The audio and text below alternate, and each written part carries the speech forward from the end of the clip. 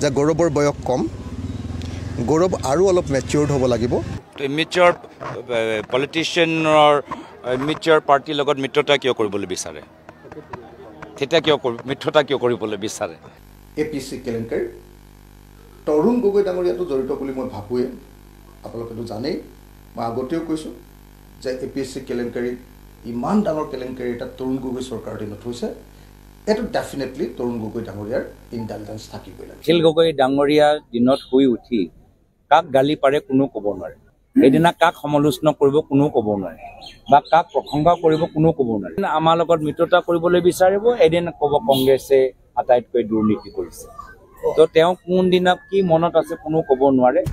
অখিল গগৈ আৰু গৌৰৱ গগৈৰ তীক্ষ্ণ বাকযুদ্ধ। অখিল গগৈ বিশ্বাসযোগ্য মিত্ৰ নহয়। অখিল গগৈ ডাঙৰীয়া দিনত শুই উঠি কাক গালি পাৰে কোনো ক'ব নোৱাৰে, সেইদিনা কাক সমালোচনা কৰিব কোনো ক'ব নোৱাৰে, বা কাক প্ৰশংসা কৰিব কোনো ক'ব নোৱাৰে।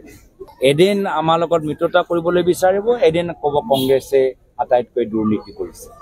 তো তেওঁ কোনদিনা কি মনত আছে কোনো ক'ব নোৱাৰে। ব্যক্তিগতভাৱে আমাৰ তেখেতৰ লগত কোনো আমাৰ বেয়া ভাৱ নাই, কিন্তু আজি তেওঁ এটা কথা কয়, এসপ্তাহ পিছত কি কয় কোনো ক'ব নোৱাৰে। এইখিনিও প্ৰমাণ আমি যোৱা কিছুদিনৰ পৰা দেখি পাই আছোঁ। বাস্তৱ আমি সেইটোৱে কৈছোঁ, আমি বাস্তৱ কথাটোৱে ক'ব নোৱাৰোঁ। যদি এদিন প্ৰশংসা কৰে, পিছদিনা সমালোচনা কৰে, তেওঁ বাস্তৱত কি বিচাৰে আমি ক'ব পৰা নাই। তেওঁ বাস্তৱ কি বিচাৰে কোনে মই পৰা নাই। গৌৰৱ গগৈ পৰিপক্ক নেতা নহয়। আজি কংগ্ৰেছ চৰকাৰৰ দিনত APSC কেলেংকাৰী হৈছিলে, এই কথাটো দিনৰ পোহৰৰ দৰে সত্য কথা। সেই সময়ৰ মুখ্যমন্ত্ৰীৰ প্ৰত্যেকজনে বেয়া পায়। তেতিয়াহ'লে মোৰ কিবা কৰিবলগীয়া থাকিব নেকি? আপোনালোকে নিজে কওকচোন। মই ভাবোঁ যে গৌৰৱৰ বয়স কম, গৌৰৱ আৰু অলপ মেচিউৰ্ড হ'ব লাগিব। ইমেচিয়ৰ পলিটিচিয়ানৰ ইমেচিয়ৰ পাৰ্টিৰ লগত মিত্ৰতা কিয় কৰিবলৈ বিচাৰে? তেতিয়া মিত্ৰতা কিয় কৰিবলৈ বিচাৰে? আমি সহজ সৰল, চিম্পল। যদি আমাৰ সহজ সৰলতা কাৰোবাৰ বাবে ইমেচিয়ৰ, তো তেওঁলোকৰ মংগল হওক। আমি সহজ সৰল, আমি মানুহৰ মাজত থাকিবলৈ বিচাৰোঁ। অখিল গগৈয়ে পুৱা কি কয়, গধূলি কি কয় কোনেও নাজানে। অখিল গগৈ ডাঙৰীয়া দিনত শুই উঠি কাক গালি পাৰে কোনো ক'ব নোৱাৰে, সেইদিনা কাক সমালোচনা কৰিব কোনো ক'ব নোৱাৰে, বা কাক প্ৰশংসা কৰিব কোনো ক'ব নোৱাৰে। এদিন আমাৰ লগত মিত্ৰতা কৰিবলৈ বিচাৰিব, এদিন ক'ব কংগ্ৰেছে আটাইতকৈ দুৰ্নীতি কৰিছে। তো তেওঁ কোনদিনা কি মনত আছে কোনো ক'ব নোৱাৰে।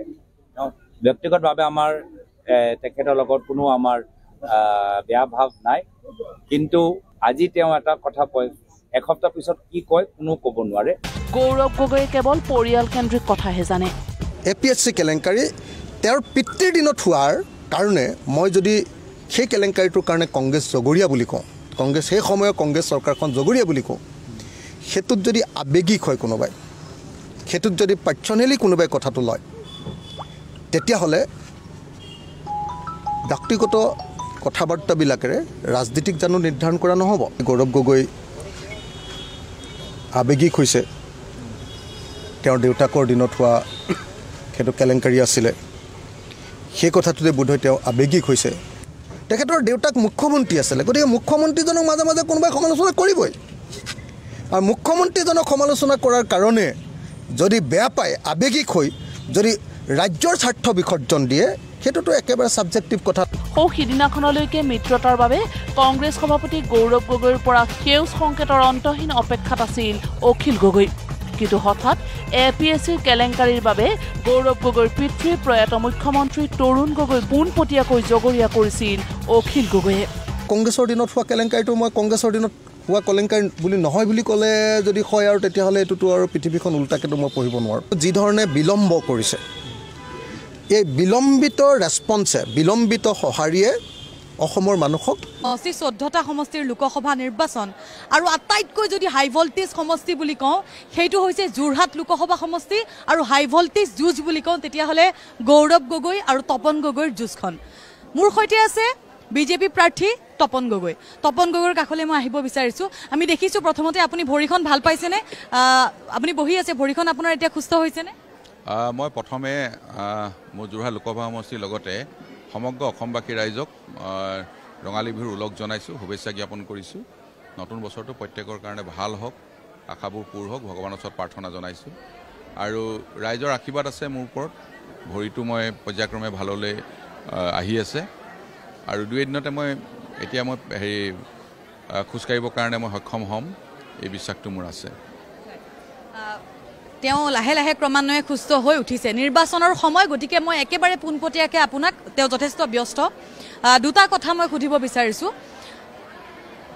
এটা কথা ছ'চিয়েল মিডিয়াত বিশেষকৈ চৰ্চিত হৈ আছে যে গৌৰৱ গগৈক আপুনি প্ৰত্যাহ্বান বুলি ভাবেনে? প্ৰত্যাহ্বান হৈছে নেকি গৌৰৱ গগৈ? নাই, তেনে কোনো কথা নাই। আপুনি দেখিছে প্ৰতিখন সভাত আজি স্বতঃস্ফূৰ্তভাৱে ৰাইজ ওলাই আহিছে। আজি এখন চাহ বাগিচা, এই চাহ বাগিচা জনসাধাৰণ ইয়ালৈ ওলাই আহিছে। তেওঁলোকে ওলাই আহিছে নৰেন্দ্ৰ মোদী ডাঙৰ 3য়বাৰৰ কাৰণে প্ৰধানমন্ত্ৰী হ'ব লাগিব, সেই স্বাৰ্থত ওলাই আহিছে। অসমৰ মাননীয় মুখ্যমন্ত্ৰী মহোদয়ে আজি বিকাশৰ যাত্ৰা আৰম্ভ কৰিছে। প্ৰতিখন জিলা, প্ৰতিটো সমষ্টি আজি উন্নয়নমূলক কাম কাজে আগুৱাই লৈ যাবৰ কাৰণে প্ৰয়াস কৰিছে। আৰু সকলোৱে বিচাৰে যে ডাবল ইঞ্জিনৰ চৰকাৰ, দিল্লীত আমাৰ চৰকাৰ হ'ব, ইয়াতো আমাৰ চৰকাৰ আছে। আৰু 2খন চৰকাৰ থকাৰ লগে লগে আমাৰ কাম কাজ কৰাৰ ক্ষেত্ৰত কেতিয়াও অসুবিধা নহয়। আৰু আপোনালোকে দেখিছে যে 2016 চনৰ আগৰ অসম, 2016 চনৰ পিছৰ অসম। 2016 চনৰ আগৰ অসমখন কেতিয়াও ৰাইজে চাব নিবিচাৰে, কাৰণ 2016 চনৰ আগত কোনো ধৰণৰ উন্নয়নমূলক কাম কাজ তেনেধৰণে হোৱা নাছিল। এই 8টা বছৰত এতিয়া অসমখনৰ চেহেৰাই পৰিৱৰ্তন হৈ গৈছে। আজি যোৰহাট লোকসভা সমষ্টি আমাৰ চেহেৰা পৰিৱৰ্তন হৈ গৈছে। একোৱে প্ৰত্যাহ্বান নহয়। সকলো শ্ৰেণীৰ ৰাইজে জাতি ধৰ্ম বৰ্ণ নিৰ্বিশেষে ভাৰতীয় জনতা পাৰ্টীৰ পক্ষত ভোট প্ৰদান কৰিব, ইতিমধ্যে ডিচিশ্যন লৈছে আৰু মোক মিত্ৰজোঁট প্ৰাৰ্থী হিচাপে ইয়াৰ পৰা জিকাই পঠাব। কাৰণ আপোনালোকে দেখিছে যে এতিয়া ধুদৰালি কেনেকুৱা জৰাজীৰ্ণ আছিলে। এই ধুদৰালি এতিয়া অসমমালাৰ জৰিয়তে আমি নিৰ্মাণ কৰাৰ কাৰণে টেণ্ডাৰ হৈ গৈছে, চব কাম চলি আছে এতিয়া। এইবিলাক কামটো আগতে কোনো কৰা নাছিল। আজি যদি আপোনালোকে চাই, তিতাবৰৰ পৰা আমাৰ বৰহোলাৰ পৰা একেবাৰে যোৰহাটলৈকে আমি অসমমালাৰ জৰিয়তে ডাঙৰ ৰাস্তা আমি নিৰ্মাণ কৰি আছোঁ। এখন চৰকাৰী আইন মহাবিদ্যালয় আজি মৰিয়নিৰ ভিতৰত হৈ আছে। তেনেধৰণৰ স্কিল ডেভেলপমেণ্ট চেণ্টাৰ মৰিয়নিৰ ভিতৰত হৈ আছে। কিমান যে কাম, ষ্টেডিয়ামৰ কাম চলি আছে ইয়াত। এইবিলাকতো আমাৰ ভৱিষ্যত প্ৰজন্মৰ কাৰণে কৰি থকা হৈছে, চব কৰি আছে। ভিতৰে আপোনালোকে গলিয়ে গ'লে ৰাস্তাবিলাক দেখিব কেনেকুৱা ভাল ৰাস্তা নিৰ্মাণ হৈ আছে। চাহ বাগানৰ শ্ৰমিকৰ লাইনৰ ৰাস্তা আমি প্ৰতিখন বাগানত 1 কোটিকৈ। আপুনি উন্নয়নৰ কথাটো কৈছে, মই গম পাইছোঁ উন্নয়নৰ কথা। উন্নয়ন যথেষ্ট হৈছে। আপুনি বিজেপি মিত্ৰজোঁটৰ প্ৰাৰ্থীগৰাকী। মই আপোনাক সুধিব বিচাৰিছোঁ, যোৰহাটৰ যুঁজখন গৌৰৱ গগৈ ভাৰ্চেছ বিজেপি হৈছে নেকি? গৌৰৱ গগৈ ভাৰ্চেছ তপন গগৈ হোৱা নাই নেকি? একেবাৰে পোনপটীয়াকৈ মোক উত্তৰটো লাগে। মানুহে কি বিচাৰে? উন্নয়ন বিচাৰে। আমিতো উন্নয়নৰ কথা কৈ মানুহৰ ওচৰলৈ গৈছোঁ। মানুহে সদায় উন্নয়ন, ঘৰৰ ওচৰৰ ৰাস্তাটো ভাল হ'ব লাগে মানুহে বিচাৰে। গাঁওখনত বিজুলী বাতি পোহৰ হ'ব লাগে মানুহে বিচাৰে। গাঁওখনৰ বিশুদ্ধ খোৱা পানী হ'ব লাগে মানুহে বিচাৰে। গাঁওখনৰ কাষৰ স্কুলখন ভাল হ'ব লাগে ৰাইজে বিচাৰে। ভাৰতীয় জনতা পাৰ্টি চৰকাৰে আমি সেই কাম কাজবিলাক কৰি আছোঁ। সেইকাৰণে প্ৰত্যাহ্বান ক'তোৱে নাহে। মাইক্ৰ' লেভেললৈকে আমাৰ সংগঠন আছে, আমাৰ দলীয় কাৰ্যকৰ্তাসকলে দিনে নিশাই কাম কৰি আছে। আৰু সেইকাৰণে 19 তাৰিখটো আহিবলৈ দিয়ক, সকলো শ্ৰেণীৰ ৰাইজে ভোট দিব। কাইলৈ প্ৰিয়ংকা গান্ধীৰ তিতাবৰত তেওঁৰ ৰেলী আছে। সমান্তৰালকৈ আমি যদি চাওঁ, মুখ্যমন্ত্ৰী ডক্টৰ হিমন্ত বিশ্ব শৰ্মাৰো জনসভা আছে, তেওঁৰো ৰেলী আছে।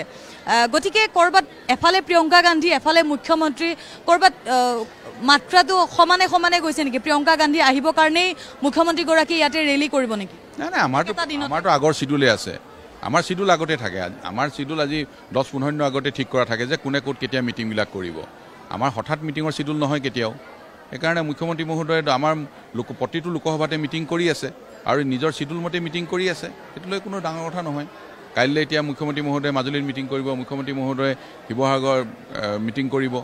আমাৰ পুৰণি চিডুল সেইবিলাক, নতুন চিডুল কেতিয়াও নহয়। আগৰ পুৰণি চিডুল মতে আমাৰ মিটিং চলি থাকিব। আৰু প্ৰিয়ংকা গান্ধী যে আহিব তিতাবৰত, তেওঁ জনসভা কৰিব, ৰেলী কৰিব, গতিকে আপোনাৰ বাবে এয়া ক'ৰবাত, মই আকৌ কৈছোঁ শব্দটো, প্ৰত্যাহ্বান হ'ব নেকি? প্ৰত্যাহ্বান ক'তোৱে নাই। আমাৰ প্ৰত্যাহ্বান ক'তোৱে নাই। ভাৰতীয় জনতা পাৰ্টি এতিয়া অকল সকলোৱে আগ্ৰহে ৰৈ আছে যে 19 তাৰিখটো আহিবৰ কাৰণে ৰাইজে ভোট প্ৰদান কৰিব আৰু ইয়াৰ পৰা মোক বিপুল ভোটত ৰাইজে জিকাই পঠাব। আৰু গৌৰৱ গগৈ সন্দৰ্ভত, গৌৰৱ গগৈয়ে সৰব এগৰাকী সাংসদ বুলি কয়, সমান্তৰালকৈ তপন কুমাৰ গগৈ ক'ৰবাত নীৰৱ হৈ থাকে বুলি কয়। গতিকে এই ক্ষেত্ৰত কি কয়? মোকতো ৰাইজে চিঞৰ-বাখৰ কৰিবলৈ সংসদলৈ পঠিওৱা নাই। মোক ৰাইজে পঠাইছে মোৰ লোকসভা সমষ্টি কাম কৰিবৰ কাৰণে। মোকতো নৰেন্দ্ৰ মোদী ডাঙৰীয়াক গালি পাৰিবৰ কাৰণে সংসদলৈ পঠিওৱা নাই। মোকতো গৃহমন্ত্ৰী মহোদয়ক গালি পাৰিবলৈ সংসদলৈ পঠিওৱা নাই। এনেই চিঞৰ-বাখৰ কৰিবৰ কাৰণে মোক সংসদলৈ পঠিওৱা নাই। মোক পঠিয়াইছে যে মোৰ লোকসভা সমষ্টিত যিখিনি সমস্যা আছে সেই সমস্যাখিনি উত্থাপন কৰিব লাগে, সমস্যা সমাধান কৰিব লাগে। তাৰ কাৰণে মই গৈছোঁ। আজি যদি আপোনালোকে চাই, এখন গিবন অভয়াৰণ্য ইয়াত আছে।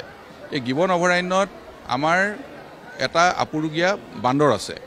যি বান্দৰ দুটা ফেমিলি ৰেল লাইনডাল মাজেদি যোৱাৰ কাৰণে ইপাৰ সিপাৰ হ'ব নোৱাৰে কাৰণ থাকি গ'ল তেওঁলোকে মাটিত নামিব নোৱাৰে যে সেই বান্দৰ আপুৰুগীয়া বান্দৰৰ কথাটো কোনেও আজিলৈকে সংসদৰ মজিয়াত কোৱা নাই মই কৈছোঁ সংসদৰ মজিয়াত মই তাত উত্থাপন কৰিছোঁ আৰু যাৰ কাৰণে ৰেল মন্ত্ৰী ডাঙৰীয়া আৰু এতিয়া ফৰেষ্ট ডিপাৰ্টমেণ্টৰ মন্ত্ৰী ডাঙৰীয়াই এতিয়া সেই প্ৰজাতিটো আমাৰ যাতে সংৰক্ষণ কৰিব পৰা যায় তেওঁলোকৰ যাতে অস্তিত্বৰ সংকট নহয় তাৰ কাৰণে ব্যৱস্থা গ্ৰহণ কৰিছে সেইবিলাক কথাহে মই সংসদৰ মজিয়াত ক'ম এনেই মণিপুৰলৈ চিঞৰ-বাখৰ কৰি সদন ত্যাগ কৰি কাৰোবাক গালি পাৰি তাৰ কাৰণে মোক যোৰহাট লোকসভা সমষ্টিৰ ৰাইজে পঠিওৱা নাই মোৰ নিজৰ কাম কৰিবৰ কাৰণে পঠাইছে সংসদৰ মজিয়াত ৰেকৰ্ড চাই ল'লে হ'ল মই কোনকেইটা বিষয়ত কথা কৈছোঁ আৰু কোনকেইটা বিষয় ইয়াত সমস্যা সমাধান হৈছে মোৰ তাত এতিয়া এখন জৱাহৰ নৱোদয় বিদ্যালয় লাগে মই তাত সংসদৰ মজিয়াত উত্থাপন কৰিছোঁ মন্ত্ৰী ডাঙৰীয়াৰ লগে লগে চিঠি দিছে মাটি দিবৰ কাৰণে এতিয়া 100 বিঘা মাটি দিছোঁ 6 মাহৰ ভিতৰত মোৰ জৱাহৰ নৱোদয় বিদ্যালয়ৰ কাম আৰম্ভ হ'ব মোৰ ভৱিষ্যতৰ প্ৰজন্মই আমাৰ তাত পঢ়া শুনা কৰিব পাৰিব সেইবিলাক বিষয় মই তাত উত্থাপন কৰিম শিৱসাগৰত মোৰ পেট্ৰলিয়াম ইনষ্টিটিউট আছে ৰাজীৱ গান্ধী পেট্ৰলিয়াম ইনষ্টিটিউট